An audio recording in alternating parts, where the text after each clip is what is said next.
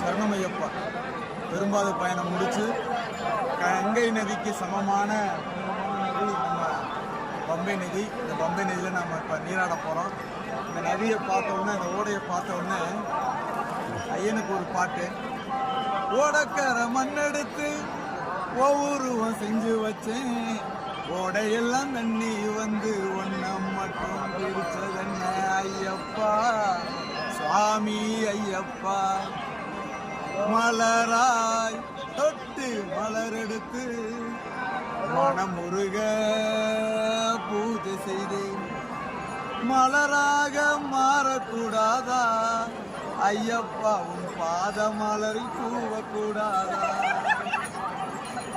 ஓடக்கர மண்ணெடுத்து நான் செஞ்சு வச்சேன், ஓடையெல்லாம் தண்ணி வந்து ஒன்ன மட்டும் பிடிச்சதென்ன ஐயப்பா சரணம் ஐயப்பா சுவாமியே சரணம் ஐயப்பா.